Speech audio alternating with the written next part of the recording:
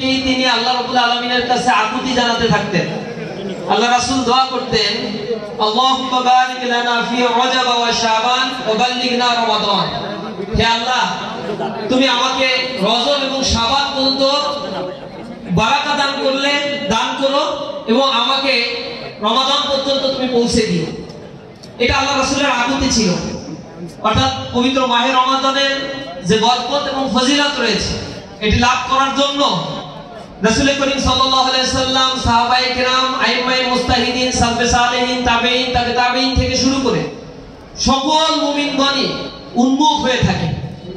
হাদিসের মধ্যে আসছে আল্লাহ রাব্বুল আলামিনও ঈমানদারদের জন্য মাহে রমজানকে কেন্দ্র করে জান্নাতকে সাজানোর প্রতিযোগিতায় লিপ্ত হন। আল্লাহ জান্নাতকে সাজান। একটা রমাদান শেষ হয়ে গেলে এরপর ফেরেশতাদেরকে তিনি লাগিয়ে দেন পরের বছর রমাদান আসার আগ পর্যন্ত এই জান্নাতকে সাজানোর জন্য। রোজাদারদের জন্য এটা বড়ই সুসংবাদ। রমাদানের ব্যাপারে এত গুরুত্বপূর্ণ ব্যাপার যেটা হাদিসের মধ্যে এসেছে। আল্লাহ রাসূল সাল্লাল্লাহু আলাইহি সাল্লাম বলেছেন, বুখারী শরীফের হাদিসের মধ্যে এসেছে, ক্বালাল্লাহ কুল্লু আমালি ইবনি আদম লাহু ইল্লা সিয়াম ফাইন্নাহু লি ওয়া আনা আজজি বিহি আস-সাওমু জুন্নাহ। আল্লাহ রাসূল বলছেন, আল্লাহ রাব্বুল আলামিন বলেছেন